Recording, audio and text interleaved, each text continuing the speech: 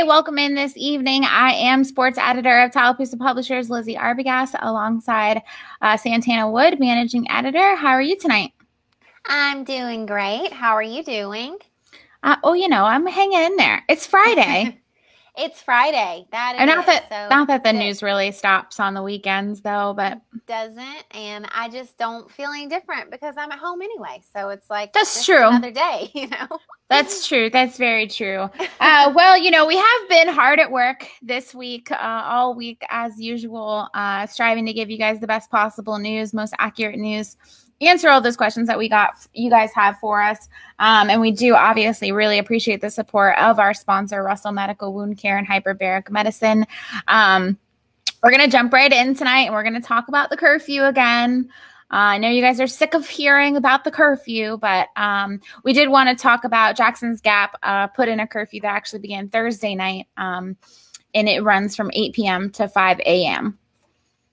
Yeah, I just wanted to touch on the curfews again since, it is the weekend and, typically people might be traveling or doing things on the weekend. And it's a little bit different now with the stay-at-home order and the curfews. But Jackson's Gap and Camp Hill's curfews are both from 8 p.m. to 5 a.m. And Dadeville and Alexander Cities are both from 10 p.m. to 5 a.m. And those are the only curfews in the area at this time. And just a reminder that these apply to all people not doing essential business. Yeah, Alexander City's police department, or the city government, I should say, did clarify that if you were traveling through the city from one city to another, from out of the city to your residence, or from your residence to somewhere out of the city, that was okay and acceptable. ACPD, though, we had a check-in with them today, and they did say that the number of issues have gone down significantly after stopping over 200 people on Monday night, giving them some soft warnings. They said that it has gone down since then. They only stopped 2 people on Wednesday night, both of whom had been previous problems, and none on Thursday night. So I'm glad to hear that the people of Alexander City are kind of abiding by those rules and taking this as seriously as it needs to be. Yeah, good to hear that for sure. And we also do want to give you guys an update on the numbers from the Alabama Department of Public Health. As of 6:30 p.m. tonight, there are just over 3,000 cases at 3,008 cases in the state, and 368 of those cases have caused hospitalizations. And locally, 2 of our counties did see their numbers grow as well. So Tallapoosa County moved to 53 cases. That's an increase of 5 since we talked to you guys last night. They did also, we reported yesterday that there was a second reported death, and that has been moved into the died from this illness. That means it has been investigated, and the ADPH has confirmed that the person died from the coronavirus. So there are now 2 in both of those categories, with 154 tested in Tallapoosa County as of 6:30 this evening. Yeah, over in Elmore County, it now has 30 cases, which is an increase from 2 since our report last night. There have been a total of 409 tests over there. Coosa County still sits at 10 cases right now, with 29 who have been tested. And there are 0 deaths in Coosa or Elmore counties at this time. So we're continuing to watch those numbers for you guys. Yeah, and across the state, I do want to reiterate that Alabama has gone over that 3,000 mark, and there have been 80 deaths reported in Alabama, and 58 of those have been confirmed to have died from the coronavirus. So again, over the weekend, just kind of hunker down if you don't have to work, things like that. Take your time with your family while you can. Obviously, it's Easter Sunday. We know it's going to change for a lot of people, but there are ways, obviously, to still celebrate. So we're going to take a quick break, and we'll be right back to talk about some local news. At Russell Medical Wound Care and Hyperbaric Medicine, we want you to know we're open.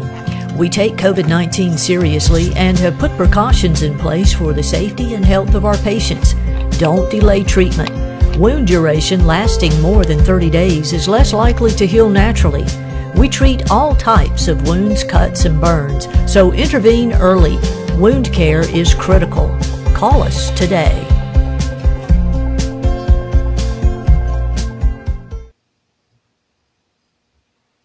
Hey, welcome back. I am Telepost Publisher Sports Editor Lizzie Arbogast alongside Managing Editor Santana Wood. We once again reiterated that importance of the curfew. Wanted to give you guys a reminder before you start thinking you can party this weekend, and a numbers update. So we're going to dig right into some news out of Elmore County today. Yeah, over in Elmore County, the Elmore County Commission is going to hold its commission meeting in person on Monday at its regular 5 p.m. time. The commission said due to limited internet connections, some commission members have at home that, virtual is kind of difficult for them to do at this time. But the commission did say that it will limit the meeting to 10 people. That's including the commissioners as well. They will open it up to the public to be able to view it in some sort of way. They did say that they're able to open up some windows in the courtroom in order for the public to be able to view that from a large hallway. And there will also be a full video of the meeting posted first thing the next morning. Yeah, over in Tallahassee, the city council is actually hosting its first regular meeting since March 10th, and it is going virtual. None of the city council members will meet inside of the chambers of City Hall. Instead, they're going to hold a teleconference. The public is also able to join that conference, so you can still have your voices heard. We're going to have a story up about that that will give you the information as far as the phone number and the access code that you'll need to get into that. Yeah, so check the Tallahassee Tribune website for that. Over in Wetumpka, the Wetumpka Depot players are keeping up with their craft by video conferencing. According to the executive director, Christy Meaner over there, she said that in addition to performers practicing their craft via video, they're also hosting live stream videos for the public to watch. So good to see them doing their thing going over. I know that's something that a lot of folks in that area enjoy. Yeah, absolutely. So here in Tallapoosa County, the Alabama Department of Public Health Central District held a drive-through testing Friday in Alexander City, and the district administrator, Richard Burleson, actually said it was the most successful yet. They tested 34 people at that site Friday afternoon. He also gave some hopeful news. He said that he's hopeful that Alabama will see its peak in about 2 weeks. Said that could be optimistic, but he does remain hopeful for that. Also wanted to reassure people that most people who contract COVID-19 will recover. Obviously, it's still to be taken seriously, but does give some good news, some hopeful news for people out there who are afraid and who are worried about this. Yeah, and you can read all about that in the Outlook that comes out tomorrow. We also got an update from Russell Medical. As of Friday morning, CEO Jim Peace said that there have been 440 tests given with 60 positives. And it's important to remember, that those can also come from multiple counties, Coosa County, Lee County, different counties in the area that may go to Russell Medical. He also said that 78 of those tests are still pending, but Russell Medical was hopeful to have the backlog kind of cleared over the weekend. Yeah, so now we will dig into some myth versus fact. Always a little fun segment. We try to do every night, find some things that we've seen on social media that we're trying to either prove or disprove. So one of the things that we've seen, obviously, is that flu and pneumonia vaccines can protect against COVID-19. And according to the World Health Organization, this is not true. There are no existing vaccines that can protect against the coronavirus at this time. Yeah, it's important to remember that there is no cure and there is nothing to do other than what you can do to protect yourself and others. It's important to remember that the flu and pneumonia numbers may seem worse right now, but this is the beginning stages of COVID-19. And like I said, there is no cure at this time. Yeah.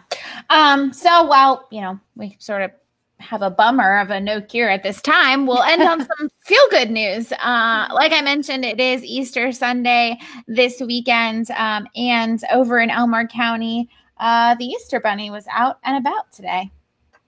Yeah, Bunny made some visits across Elmore County today. That was good to see. The Bunny made visits to Tallahassee Health and Rehab, Wetumpka Health and Rehab, and Gardens of Wetumpka. It peeked through windows to see residents and made sure to say a big thank you and happy Easter to healthcare workers as well. And I think that that was definitely good for those residents and employees as well to have something to make them smile this Easter weekend amid all this. Yeah, absolutely. And here in Alex City, several local musicians came together to record a music video. That's actually, the song is called A Little Love.